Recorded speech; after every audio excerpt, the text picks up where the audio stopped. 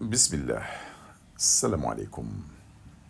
Je vais vous présenter dans cette vidéo un exercice qui comporte les ondes et la physique nucléaire de l'examen national 2017, session de rattrapage pour la branche PC.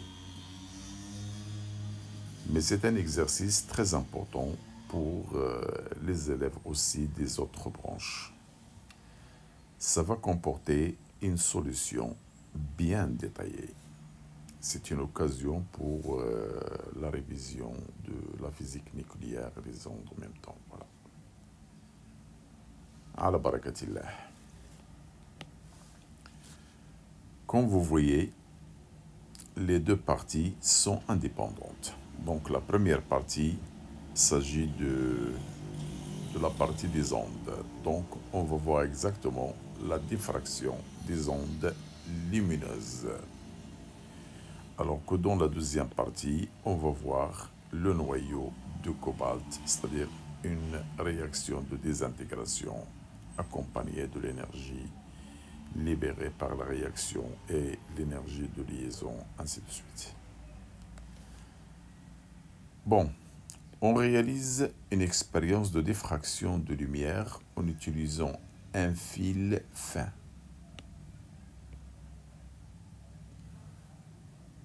Alors, on vous dit parfois un obstacle qui comporte une fente de largeur petit a. Alors maintenant, je parle de fil de diamètre petit d. Alors, faites attention. Alors, si on vous parle d'un obstacle de fente, alors pour la fente, on vous donne en général la largeur petit a. Alors que pour le fil, on vous donne le diamètre petit d. Alors la fente de largeur A, le fil de diamètre D, donc pour nous, il y a une correspondance. Donc A, il va être remplacé avec petit d. Voilà la différence entre un fil et une fente de largeur petit a. Bien. Et une source de lumière monochromatique de longueur d'onde lambda. On visualise le phénomène de diffraction sur un écran qui se trouve à une distance d égale 3,5 mètres du fil. La mesure de la largeur de la tasse centrale, 56 mm. On suppose que l'écart angulaire, comme d'habitude, est petit et on prend tangente θ égale θ.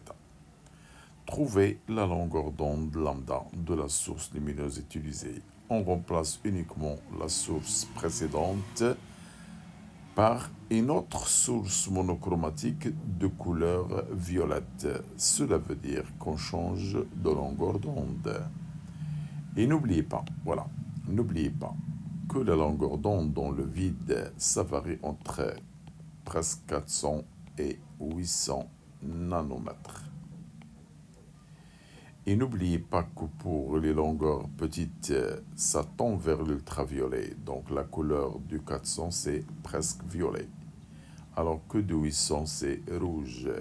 Alors vous devez retenir ces couleurs des extrêmes de l'intervalle. Alors qu'entre le rouge et le violet, il y a les autres couleurs du spectre de lumière blanche que vous connaissez.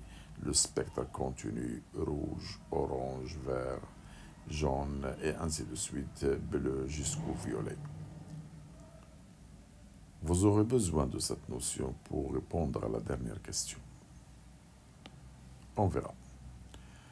Alors, comment varie la largeur de la tasse centrale?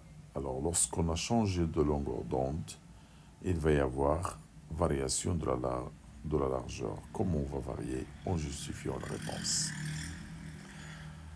Alors, dans la deuxième partie, la désintégration du noyau de cobalt donne un noyau de nickel, 60-28, et une particule émise qu'on va symboliser par X. Vous avez ici des données, comme vous allez voir en mettant pause si vous voulez. Alors, la première question, identifier la particule X. Ça veut dire, est-ce que X est une particule bêta moins, bêta plus, alpha, etc. Puis, déterminer le type de désintégration du cobalt. Calculer en MeV l'énergie libérée au cours de cette réaction. Faites attention.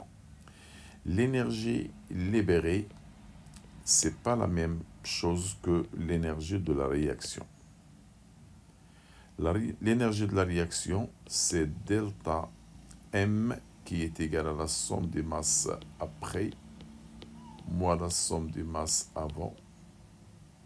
Qu'est-ce que j'ai fait? Avant, multiplié par C carré. Alors que l'énergie libérée, c'est la somme des masses avant moins la somme des masses après, multiplié par C carré. Donc il y a une différence entre la variation. Cela veut dire que delta E, on la trouve toujours négative, alors que l'énergie libérée, elle doit être positive, ça veut dire c'est la valeur absolue de delta E. On parlera de ça en détail dans la solution, bien sûr. Déterminer en MEV par nucléon l'énergie de liaison petit e du noyau de nickel 2860, puis déduire parmi les deux noyaux, les noyaux 60 et 56, lequel est le plus stable. N'oubliez pas qu'on vous a donné ici l'énergie de liaison par nucléon du noyau 56. Alors que vous allez calculer l'énergie de liaison de 60 et vous pouvez faire la comparaison. Et n'oubliez pas que le plus stable, c'est celui qui a l'énergie de liaison par nucléon la plus grande. Très bien. Voilà, j'ai donné, comme vous voyez, une idée générale. C'est comme si je vous présente un petit rappel pour vous encourager un petit peu. Mais dans la suite, je ne vous parlerai pas de ça. Je vous laisse travailler vous-même. Et après, on fera la correction pour corriger vos erreurs. Bien, vous pouvez maintenant voir et mettre pause comme ça pour lire tranquillement et essayer de le faire vous-même. Voilà. Une fois terminé, vous pouvez passer à voir la solution détaillée. Marhaban. Voilà la première partie. Concernant la diffraction des ondes lumineuses, je vous présente des données pour toujours avoir une idée. Voilà la source de lumière. Voilà la position de fil de diamètre petit d. Entre le fil et l'écran, il y a toujours une distance d. Alors, lorsque la lumière traverse le fil, il va avoir un changement de direction dans tous les sens, comme ça, pour avoir plusieurs tâches. Alors, ce qui nous intéresse, c'est la tâche centrale de l'argent L. Alors, entre le rayon qui tape au centre et le rayon qui tape sur la première extinction, c'est-à-dire à l'extrémité de la tâche, il y a un angle θ qu'on appelle l'écart angulaire. Ça, c'est un rappel. On n'a pas besoin, bien sûr. Voilà ce qu'on vous a donné. Et la longueur d'onde est inconnue. Voilà. Alors, on vous demande de calculer lambda. C'est comme si on vous demande de citer les formules qu'on vous a appris dans la diffraction. Alors, toujours l'écart angulaire, c'est lambda sur A. A, n'oubliez pas pour nous, dans ce cas-là, le A, c'est le diamètre de fil. Et tangent θ, c'est toujours L sur 2D. Mais n'oubliez pas que tangent θ, c'est θ. Je vais exploiter, c'est-à-dire remplacer le A par D et la tangent θ par θ. Comme ça, j'obtiens la première relation, ça devient θ égale lambda sur D. Et deuxième formule, θ égale L sur 2D. Alors, comme ça, puisque c'est le même θ, donc lambda sur D égale lambda sur 2D. Voilà. Donc, il y a égalité. Donc, je peux déduire lambda, comme vous voyez. La voilà. Application numérique. N'oubliez pas de convertir en mètre pour trouver un mètre. Et pour transformer le mètre en nanomètre, voilà, je vous ai présenté les unités. Comme ça, vous trouverez 800 nanomètres. Deuxième question. On remplace uniquement la source précédente par une autre source monochromatique violette. Alors, selon la relation, alors on vous a dit comment varie la largeur de la tâche centrale. Si on change la lumière, on change lambda. Donc, il y a une relation entre lambda et la largeur. Puisque d et d sont des constantes, ça veut dire que L et lambda sont proportionnels. Donc, la longueur d'onde est proportionnelle à la largeur L de la tâche centrale. On sait que la lumière visible dans le vide varie entre 400 et 800 nanomètres. Le 800, c'est pour le rouge et le 400, c'est pour le violet. Ça veut dire que lambda du violet est inférieur à lambda du rouge. Donc, si on change la source monochromatique par la couleur violette, cela veut dire qu'on prend lambda petite. Donc, la largeur de la tasse centrale, elle va devenir aussi petite, c'est-à-dire elle va diminuer. Conclusion de cette réponse. Puisque lambda diminue, on change à lambda de 800 à 400, c'est-à-dire du rouge vers le violet. Donc, la longueur d'onde diminue, alors la largeur, elle va aussi diminuer aussi parce qu'ils sont proportionnels. Deuxième partie, et c'est le noyau du cobalt. On vous a dit la désintégration du noyau donne un noyau nickel 60, une particule alpha donnée. Alors, identifier la particule. Donc, je commence par écrire l'équation de désintégration. Le cobalt, on vous a dit, se transforme en nickel 60, toujours plus une particule qu'on va symboliser par X, Z, A. Alors, il faut déterminer Z et aussi il faut déterminer le A. Alors, d'après les lois de Soddy, qu'on appelle les lois de conservation, vous avez la conservation de la charge, la somme des Z avant égale la somme des Z après. Alors, avant, Z, c'est 27, après, c'est 28 et Z. Donc, comme ça, je déduis Z. Conservation de la masse, la somme des A avant égale la somme des A après. Alors le A avant est G60, après G60 plus A. Alors voilà, ça va me donner A égale 0. Je peux remplacer le A et le Z par leur valeur. Alors regardez ce que je vais trouver, moins 1, 0. La particule qui porte moins 1, 0, c'est un électron. Donc c'est un électron ou bien une particule bêta moins de symbole E moins 1, 0. Comme ça, je remplace le X ici par son symbole et j'écris l'équation demandée. Très bien. Le type de désintégration, puisque la particule émise, c'est une particule bêta moins, je vais l'appeler désintégration bêta moins. Calculer en MEV l'énergie libérée. L'énergie libérée est toujours égale à la valeur absolue de l'énergie de réaction nucléaire ou de la désintégration. Alors, comment on calcule l'énergie? Alors, c'est delta M C carré. Bien, c'est quoi delta M pour l'énergie? C'est après moins la somme des avant.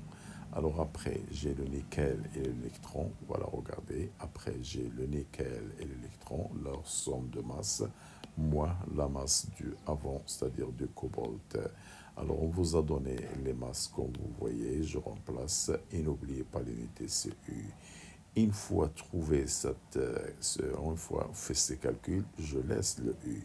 Et je n'oublie pas le U et les données, c'est 931. Je vais le remplacer par cette valeur en gardant l'unité comme ça.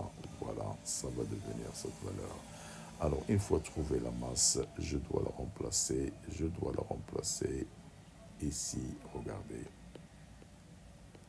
Et je trouve delta E, donc c'est delta M, C carré. Alors, la voilà. Alors, la delta M qu'on a trouvée, elle est bien celle-là. Voilà, regardez. Et je multiplie par C carré. Pourquoi? Pour faire une simplification de C carré avec C carré. Et ça va rester à peu près cette valeur.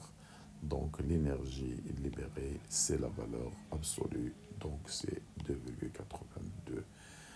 Déterminer, troisième question, la dernière. On mève par nucléon l'énergie de liaison par nucléon P2 du noyau 60, puis déduire parmi les deux noyaux les isotopes 60 et les isotopes 50. Ce sont des isotopes parce qu'ils ont même Z et ont des A différents. Lequel est plus stable? Donc je fais les calculs. L'énergie de liaison par nucléon des noyaux 60, 28. C'est l'énergie de liaison du noyau divisé par le nombre de masses. Alors, je cherche tout d'abord EL.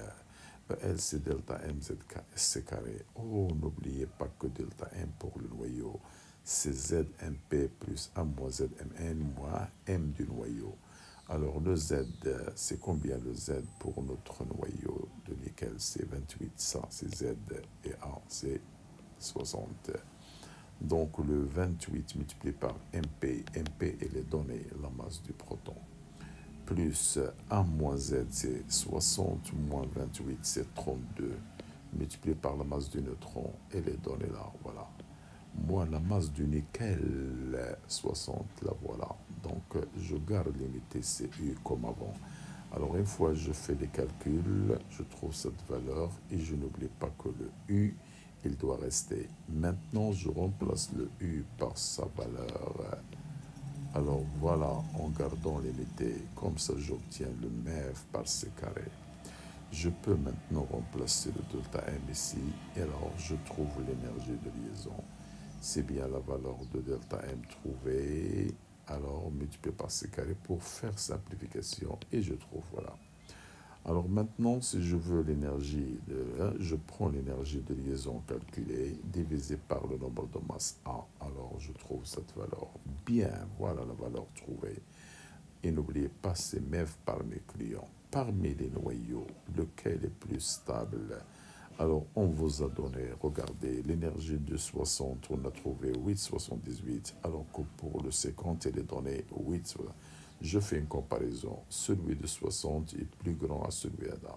Donc le plus stable, c'est le noyau NI 6028 parce que c'est celui qui a l'énergie la plus grande.